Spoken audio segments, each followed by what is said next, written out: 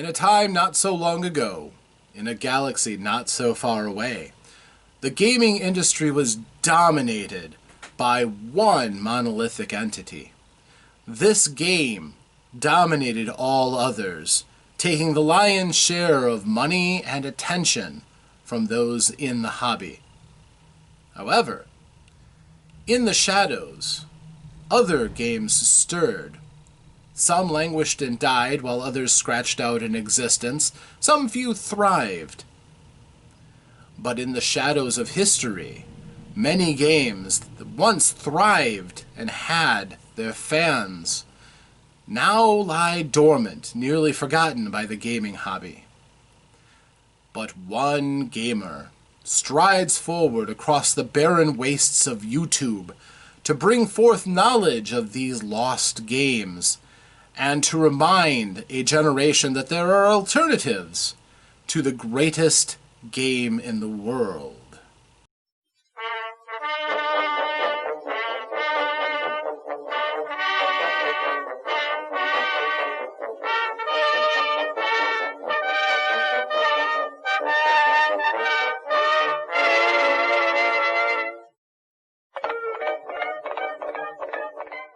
Hello friends, I am OmnusI, and I'm here with you for another episode of the Society, the OmnusI Tabletop Role-Playing Game Preservation Society. Today we are looking back at the first offering that started an entire genre, practically, of role-playing games, and that is the large field that is the Star Wars role-playing game history. This game was what kicked it all off. Star Wars, the role-playing game by West End Games. A game that I'm rather familiar with, having played it quite a bit when I was much younger. And as a game system, it was quite a dynamic leap away from Dungeons & Dragons, and it was at a time, 1986, when the games hobby was starting to expand and people were looking to find things that fit their particular tastes, their particular interests. Of course, games patterned after popular intellectual properties would become quite prolific. And all these Star Wars games that eventually would come out had to start somewhere. So we're going to look today at the game that started them all. So make sure you ready your blaster and prepare to proceed. Special credit to the Nerf Star Wars blaster goes to my son, who is an avid collector, without which I wouldn't have this. But Star Wars, the role-playing game, was an interesting game with a different dynamic than the percentile games that have been fairly popular around that time. Basically how a lot of war games crept over into role-playing games with a very simple dynamic, solving things with a simple percentile roll for skills and the like. Dungeons & Dragons, of course, had effectively a percentile system, if you consider their 20-sided die is broken up into 5% segments, but roughly it did much the same thing, breaking everything down into easy probabilities. And you would succeed or fail quite often based on just simply understanding the probabilities. Star Wars, the role-playing game, I'm not going to say completely innovated with their system. There's possibly other games out there that were thinking along similar lines. But Star Wars took the very popular Star Wars franchise at a time when people were really thrilling to Star Wars after The Empire Strikes Back, The Return of the Jedi, and wanted to be able to play in that universe. And, to be fair, the Star Wars role-playing game did that quite nicely. And West End Games really took advantage of owning the license for the Star Wars role-playing game for quite some time because they made a lot of books for it. Lots and lots of source material, lots of books about the movies and the characters of the movies, inventing new technologies, new worlds, new races for players to encounter or to play as, or in terms of the vehicles and gear to be able to use for themselves or have used against them. The role-playing game was an absolute treasure trove of lore. Those who played the Star Wars role-playing game were almost always going to be the most well-informed people in the room regarding that particular intellectual property. Yes, you might not know who the key grip was for A New Hope. You may not, know the ins and outs of directors and actors, but you knew deep lore about those characters if you bothered to do the reading, and especially as a game master, you could literally peel back the curtain on dozens of star systems that were there and presented for your use, depending on how far down the rabbit hole you went. They did not stop producing until they eventually lost the franchise, but what they left behind was a vast amount of information and lore. And I hope to at least show some of that with these videos. I have a decent-sized collection of those videos in hard copy. And what I have, I intend to show to you. This all starts, of course, with the first edition of the Star Wars role-playing game. Now, I have to give credit again to my friend Vince, who loaned me the collection. These are mostly his books. And heck of a guy. Unfortunately, he doesn't play anymore. So he sold me most of his collection and loaned me his books, though at any time he can come and get them, which is why I want to make these videos in case he ever does come calling. What this game allowed you to do was exactly what a role-playing game set in an intellectual property should let you do. It lets you make a character in that universe and feel like you're a part of that universe. Maybe a very, very small part, certainly. But if you scale upwards or you tell the correct story for your players, they may be some of the biggest names in the galaxy before too long. And really, as far as systems go, it was one of the easiest role-playing games in the 1980s to just pick up and learn. The system, very, very simple. All you needed to do was know what your particular skill in whatever you're going to try to do was.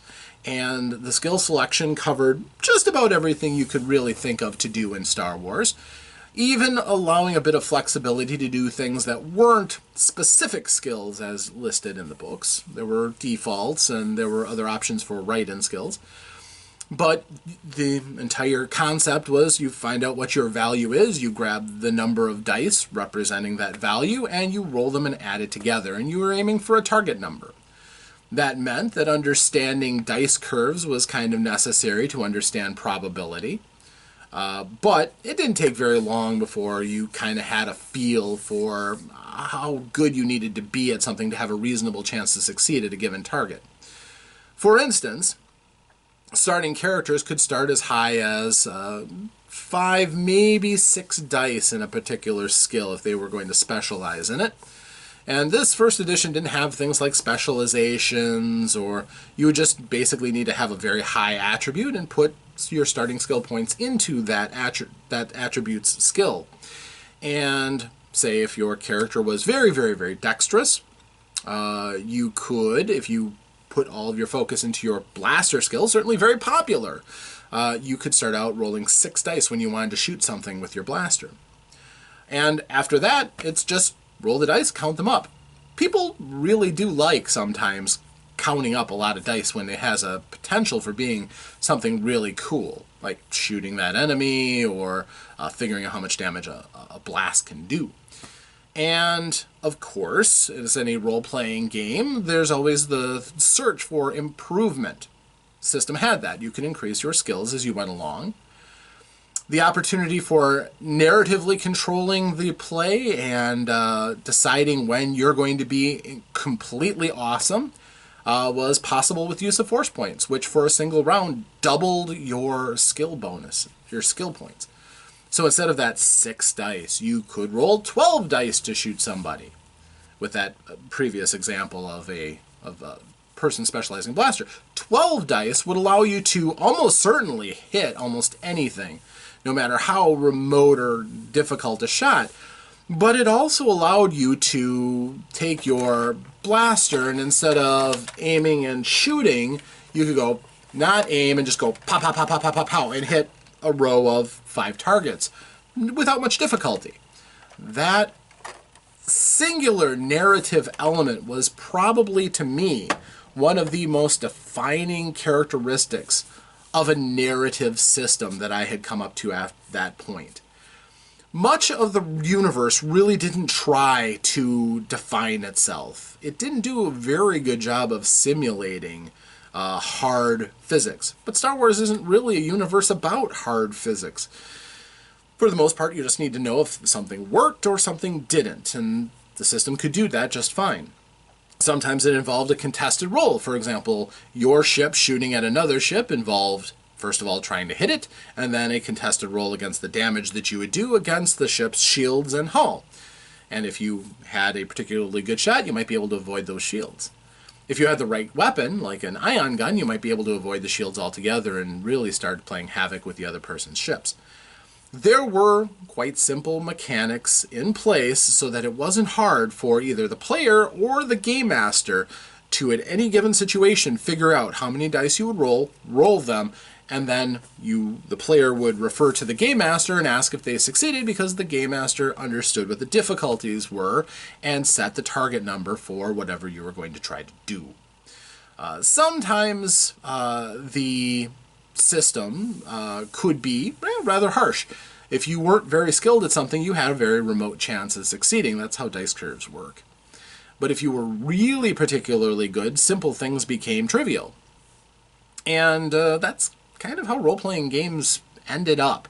Understanding that rolling for things that don't really matter, if they're almost impossible to do, doesn't come up that often, but when it does, it should be significant, or have a chance with something like a force point to give you a chance to push over the limit and be able to achieve something like that. Likewise, not having to roll for completely trivial things became pretty evident in Star Wars when that time period came. If you had 7 die in a skill and you were trying to do something with a difficulty of 5 and sometimes even 10, almost no point in rolling the dice at that point. And a game master could pick up on that and just streamline the play so that you're not rolling a bunch of times for no good reason.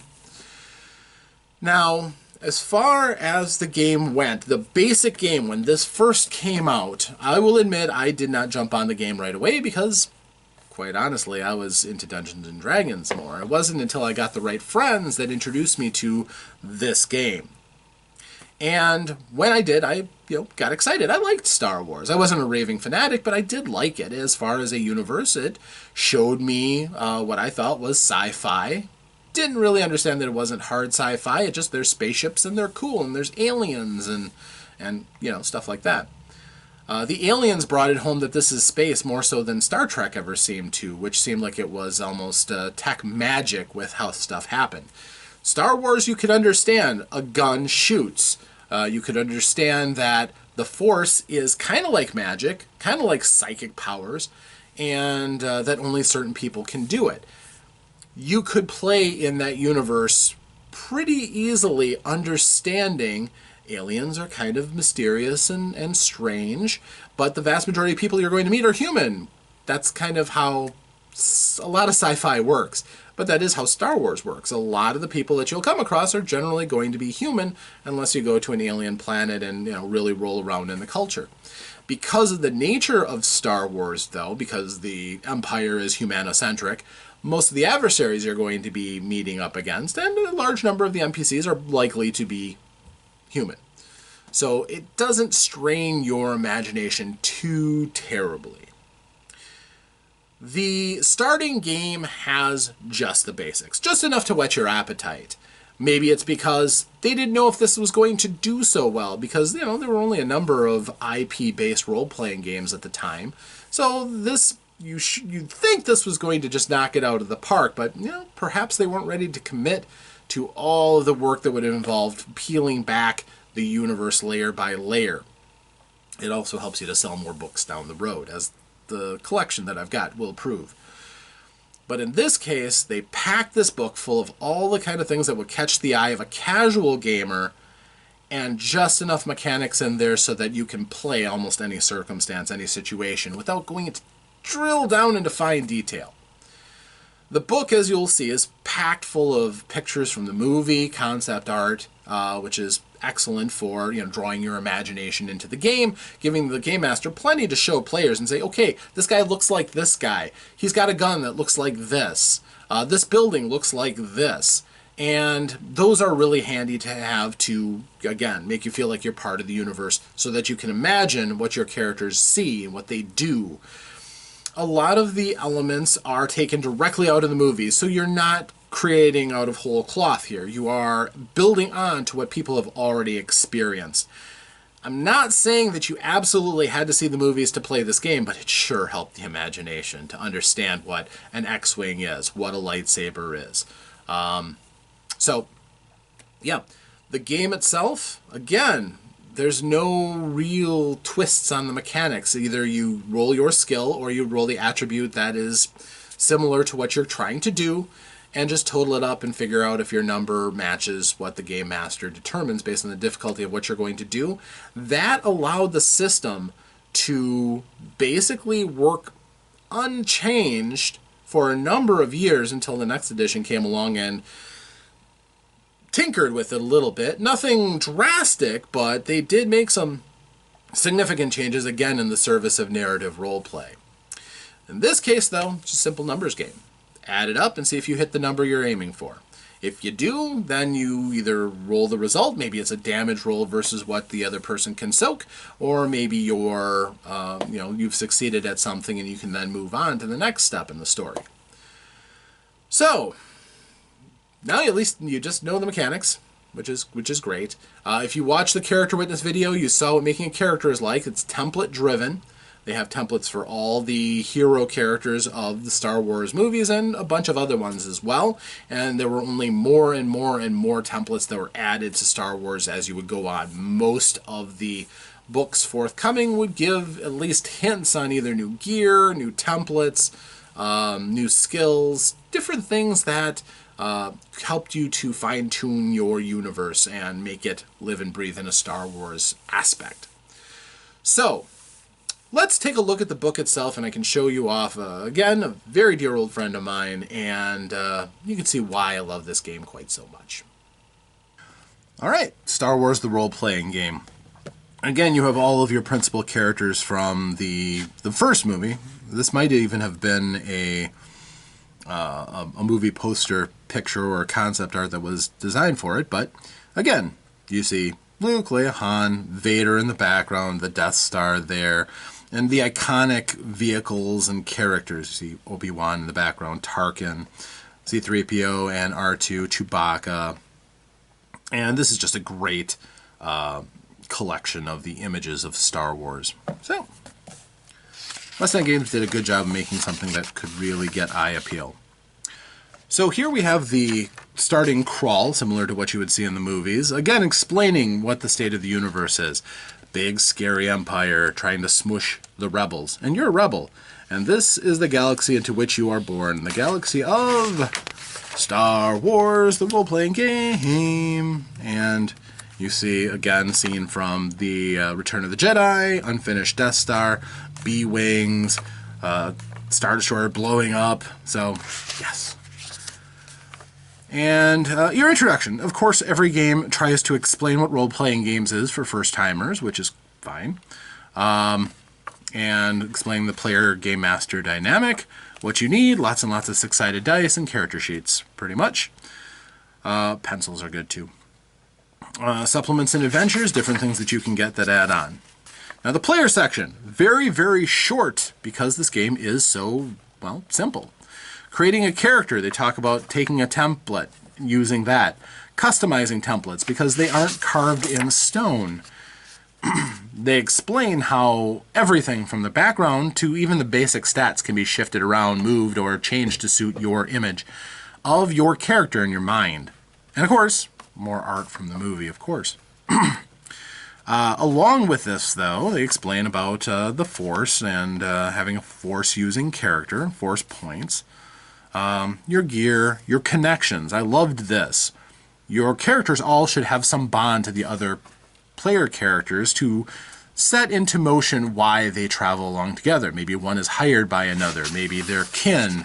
Maybe one is teaching another. But they should all have a reason to travel together and want to keep each other alive. That's optimal. Chapter 2, the bare bones. That is describing basically what I did earlier in terms of the mechanics. Roll a bunch of dice based on whatever your skill or attribute is rated at, and total it up. And if you meet the difficulty number, and they give a sum up, if you need just a 5, it's easy. If you go up to a 20, it's quite difficult. Epic and heroic go up in the 30s and 40s for people who are really, really good or using the Force. And again, they're talking about the basic rules. Things like, shooting. How do you shoot someone? How far can you move? How do you change your stance, standing and upright?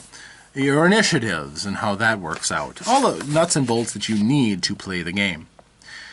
Shortly after that, though, you already are getting into skill points and improving your character, which... that's it. That's all you need to know to improve your character to play the game. This will get your character growing as you play more. The Force and how to use it. Now, that's going to be a really bare bones description of the Force. A Force user is going into a mysterious world that's pretty poorly defined by what you're given here. The Game Master section has a lot more information, though. And, of course, the Jedi. The powers of the Force and the Jedi Code. So that you can play a character who patterns themselves after the Jedi, maybe was a fallen Jedi or some such. And after that, you start off with a solo adventure, the introduction to role-playing games. You play as a young smuggler named Rourke, who ends up tangling with some Imperials. And it describes, 47 different sections on options that you can go based on how well your skills go. You can stomp right through it. You can be stealthy and smart. They give an example of play, which if you've seen my Worlds Their Way, I did cover in that. Talking about what narrative gameplay is like through Star Wars. Different players still participating, even if a scene doesn't seem like it really suits their character. Always having something to say, always having something to do. That's important in Star Wars in general, and narrative games in general as well. But especially if you're playing a character who isn't just gung-ho action all the time. Those characters, to stay important, need to contribute to the scenes and, basically make their own niche. That's it. That's all the players get. Because that's all they need. Again, this is a game about action and doing things, not pandering over rules or, breaking out tables here and there. It's just that simple. So, then the Game Master section, which obviously is the body of the book. Because it's the Game Master who makes the universe live and breathe. So, they of course give an introduction to game mastering, very short and to the point, basically explaining what you're going to be doing when you're running a game. Attributes and skills. Now we're getting into the actual mechanics of the game and the interplay. What all those skills are used for. Some ideas on different challenges for using the different skills or when it's time to default to an attribute. And as you can see, there's lots of descriptions. It's very, very well described and explained as you go. Then we cut to some glossies from the movies, which is cool. This is a hallmark of this game system. Really leveraging the fact that this is Star Wars. This is a big deal. And of course, this is an old book, so pages being stuck together is unfortunate. But there we go. The Imperial Navy, a proud allegiance. This is a recruitment poster. And pretty cool. This is something that your players might come across, so Game Masters can use that as a reference or a resource. More pictures showing the variety of the worlds and the universe. And we continue back into, again, describing skills. Now that's going to take up a fair chunk of the game, and it only just touches on 4 skills, because that has its own chapter. You would need it. Now you go into combat. Because the Game Master is the one who adjudicates all the difficulties, that's why this section is much bigger, but it's still a very simple system, so it only needs to be 8 pages long, and that's the entirety of dealing with all of the different vagaries of combat. Shooting, melee, grenades and other devices. Thermal detonators were always popular in our groups, and explaining how those different things worked, how you could strike someone else, or how you could avoid getting hit. There's even a little section here on using miniatures, which wasn't a given. Again, in a more narrative story, sometimes the tactical side of games don't really have to come out, but we certainly enjoyed using those when we could. And they did make some Star Wars miniatures, of which I have none. It became much easier later on when they were coming out with the different Star Wars miniatures tactical games that they had. And now I have a collection of Star Wars miniatures. So, that was combat, wounds and healing, of course the after effects of combat. Again, look, it's only a single page. Isn't that refreshing? Starships. Now this is an important aspect of Star Wars. In order to feel like you're in Star Wars, there should be some element of space and flying in space. And when you can fly in space, if you're going to be playing a role-playing game, you probably want to fight in space too. So of course you're going to have tactics on TIE fighters and X-Wings, the two iconic ships from A New Hope, but also your stock light freighter, and as a comparison, the Millennium Falcon, which, spoiler alert, is much better. Much, much, much better. And then something like an Imperial Customs frigate that might be something that might really put a hassle on your player's own stock light freighter. And again, explaining things like, hyperdrives and what travel in hyperspace means, and why do you have to make an astrogation roll to be able to pilot and move places, and rules for all of that as well. That is an important part in some games, is plying the space lanes, getting from point A to point B, and if you have a really hot ship, that can cut down a lot of your time and adventures and let you do really cool things. Again, too, elements on game mastering and how vehicles can work in with your game mastering stories. That's kind of important. Starship Combat, the rules for that, which are basically the same thing as the rules you've had prior. It's just you're going to have more things modifying it. If you're dodging in a starship, you might have thrusters that give you a bonus for your maneuverability. If you're trying to shoot someone, your guns may have targeting computers, which makes it easier to hit. Basically working to counter against the maneuverability of your opponent. They may be fire controlled. If you fire and a bunch of lasers fly into space at one time, it makes it easier to hit with at least one of those shots. So fire control also increases your chances of hitting. There's all kinds of elements to it, but none of it is terribly complicated, and you can very, very capably run an exciting, thrilling space fight using the rules here. Everything you need in that chapter. Then we go to Chapter 6, the Force. Now, the Force is, of course, going to dominate a large amount of space because it is probably the most dynamic thing in the game and the one that is the hardest to put rules to.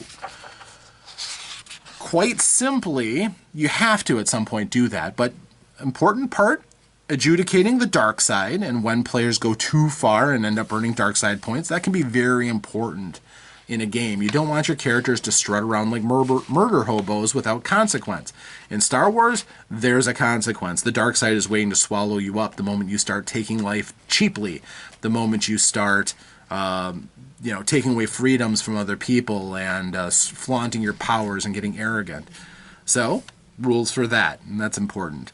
Then we get to the skills and powers and training, how to become a Jedi. In this game, if you're interested, you can become a Jedi. You just need somebody to start training you, and you can do it. Later on, they had more restrictions than that. Rules on lightsabers. Well, it's not in the equipment section because they're so tied in with the Force and how it's used. And all the different cool things that you can do is, well, central into the skills of the Force. Then you get into the different powers. It's based on 3 skills: control, sense, and alter. If you have those in some combinations, you can use various powers based on those skills. In this version of the game, if you had, say, control, you unlocked all the control powers. If you had control and alter, you would have all the control powers, all the alter powers, and also the powers that used both. And there were some. Eventually, almost everything you saw done with the Force is represented in this book that you saw in the first 3 movies. Bear in mind, this came out before the prequels, so anything from the prequels, not going to be in here. So, again, we have more images from the movies. These glossies are just really cool. And again, lists of various powers. All the powers from the individual skills and the ones from combining elements of the skills. And, when you combine all three powers, Control, Sense, and Alter, that allows you to do the Jedi mind trick of Affect Mind. And also Vader's fun trick of being able to reach out and kill someone. And there was more. I mean, they made it very clear. This is just the tip of the iceberg. In the heyday of the Jedi, there were far more abilities used. These are just what you see in the book, or in the games, or in the movies. This is what you see. So, other characters, too. This allows you to talk about aliens and droids, who are, again, pretty central to the whole Star Wars universe. But at the same time, you're going to start with some stock characters, like your standard human or your specialist,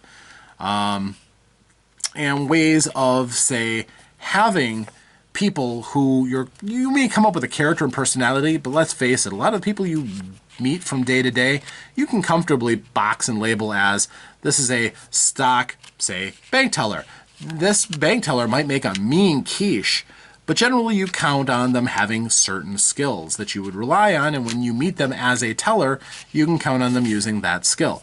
Coming up with stock characters can be useful for that, and this kind of broaches that element.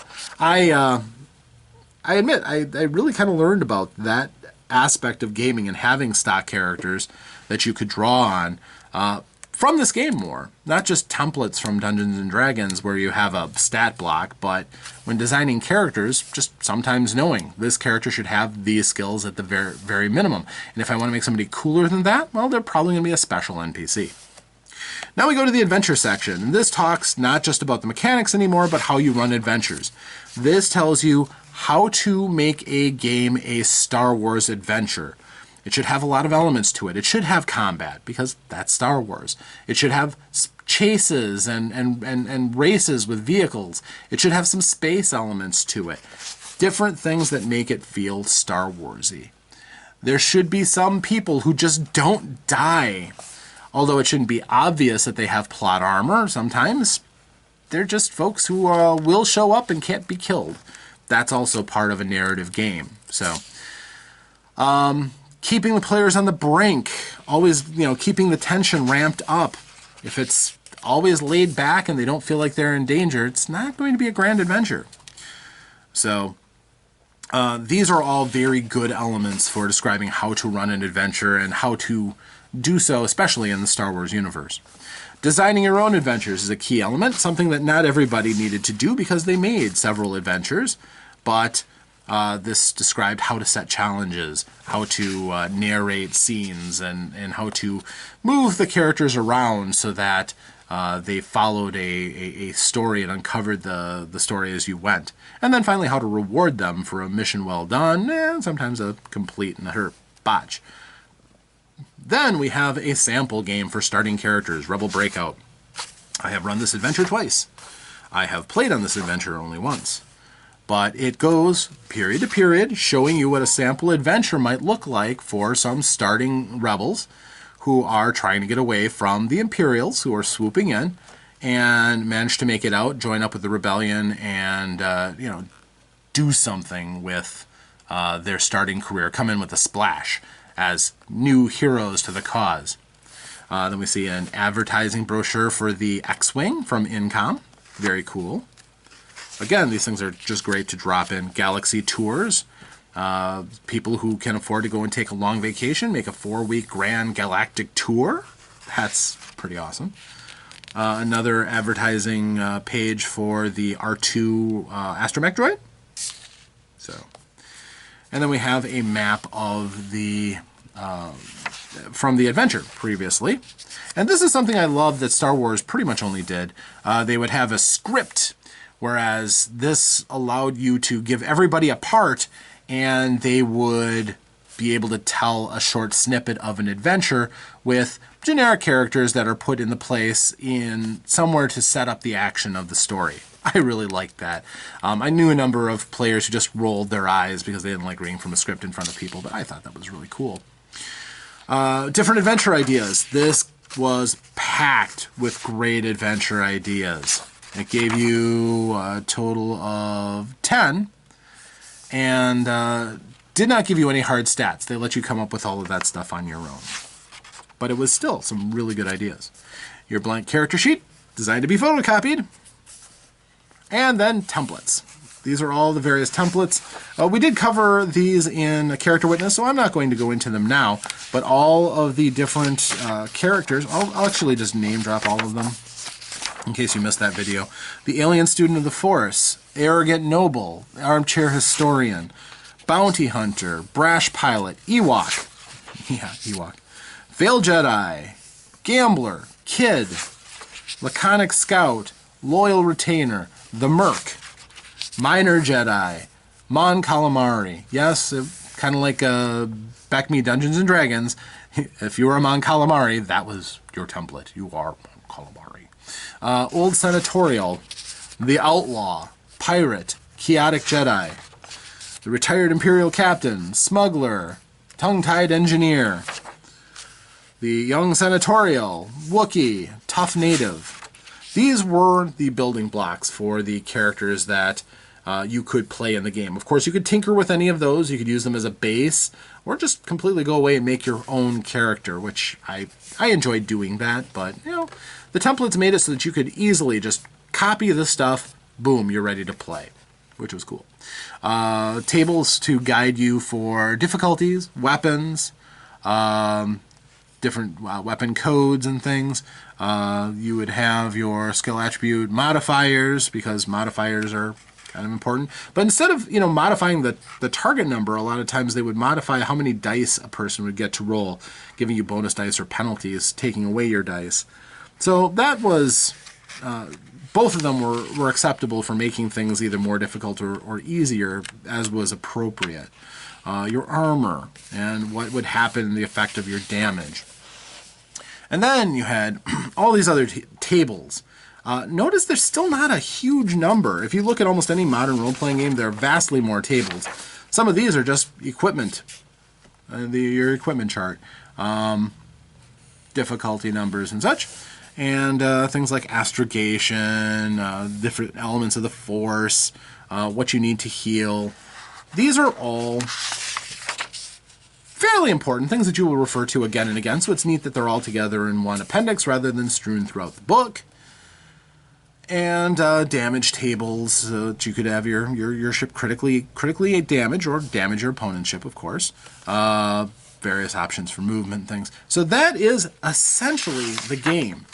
Not a ton of rules, not a ton of charts and tables. This was very simple to pick up and play and teach other people, which was a great deal of its appeal. So with so much in this game talking just about playing in that universe and understanding elements of the universe, it opened up for a lot of other books to come after this that explain more of the different elements in greater detail, which we'll cover in later books. So that was the Star Wars The Role-Playing Game First Edition Player's Handbook, or essentially the core game book. Everything else just adds on to that. So, back to me. When I first played Star Wars The Role-Playing Game, it was 1989. The game had been out for a little bit. We had several of the source books and other materials to draw from, the source book being one of the best ones, but there were a variety of other resources that we were using by that time. The game was a success. Lots of people enjoyed it. Lots of people who loved Star Wars really got into the game. And it had a pretty successful run. As far as how important this game was to my gaming past, it showed me different elements of game design and game play. Again, more narrative, less simulating the pseudo-reality of the Star Wars universe. Because it really wasn't important to know all of the different details. What is the jeweled impact of a blaster shot? You know, how much damage does it do based on a scale from how much damage a bullet does? You can replicate that in a game like GURPS that tries to simulate and figure all that out. But in Star Wars, it's really not that important. Either you get shot and there's a charged spot on your armor and you fall down and there's smoke and you're not moving, or it's a near miss and maybe your clothes get zinged or your hair gets fried a little bit, but you weather it. It's very much either it matters or it doesn't.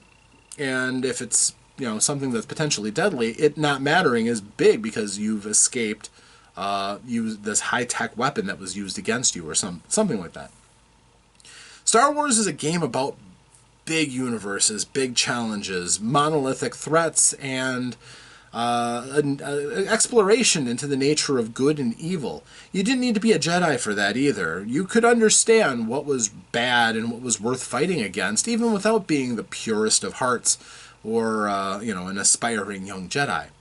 Everybody got wrapped up into the challenge against the Empire, even if your options were more open in the private sectors. But it was a game that really let you feel like you were a part of the universe and didn't have a lot of rules to take you out of that immersion all the time. Clearly, though, there was a push to improve your character. You did want to see your character grow, especially in the areas that you really envisioned your character mastering.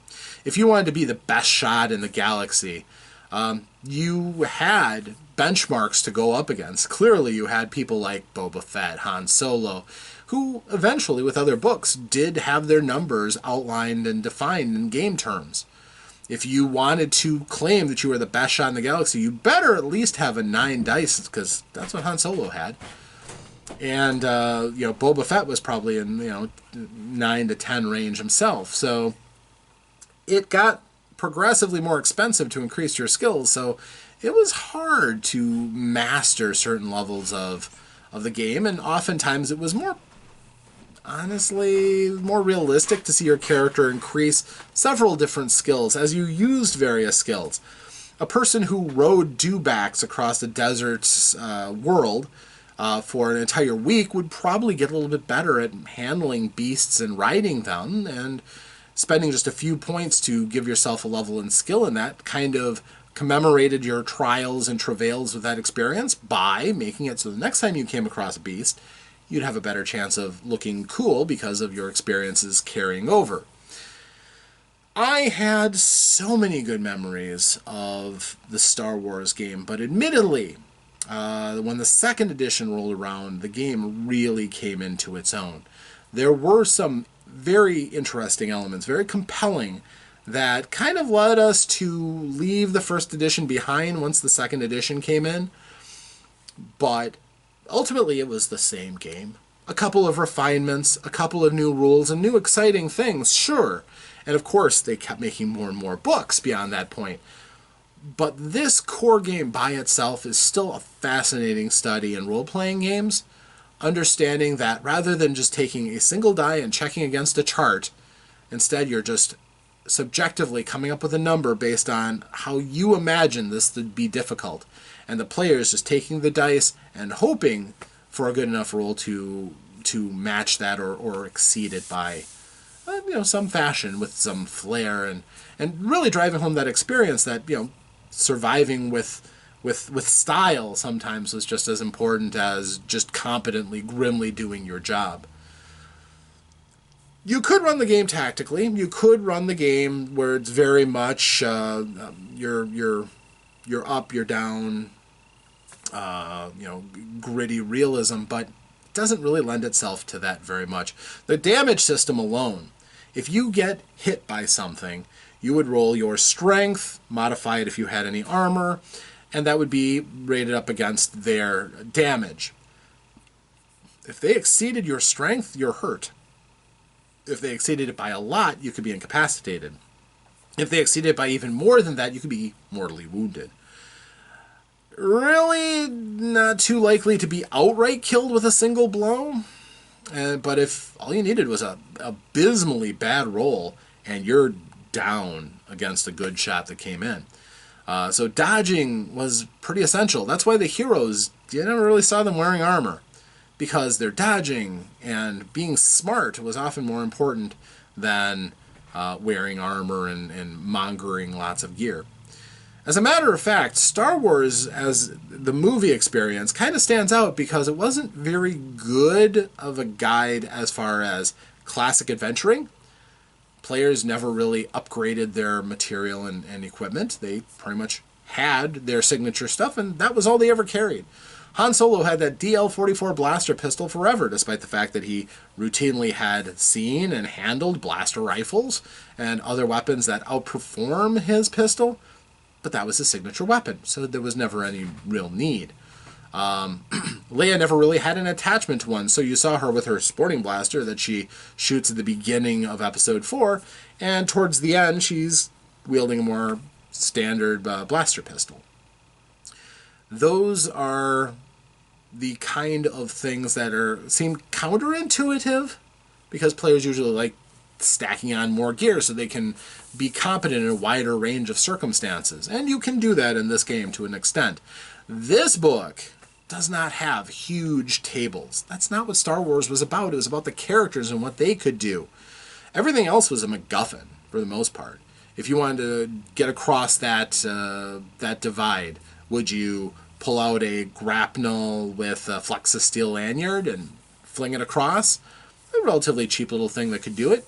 Do you have a jetpack where you try to use a jetpack operation to spring across? Sure, maybe. Or, find some other way. But it wasn't all about the gear and the cool loot. Later on, books realized that players in adventure games liked getting loot. They loved new gadgets and things. So that would eventually come out. The game would morph and evolve. But it never became any less about the storytelling and telling a great story in the Star Wars universe. And those are the kind of stories that I really do cherish. So, thank you for listening to me. That was my contribution to the society. I hope you've enjoyed this. And if you ever get a chance, you have a taste for playing in a galaxy far, far away in a time long ago, you could do a lot worse than looking up a copy of the Star Wars role-playing game from West End Games. So, thank you very much, and I will see you next time with another one of these society videos as we delve into more of what was available for the Star Wars role-playing game. Thank you. Farewell.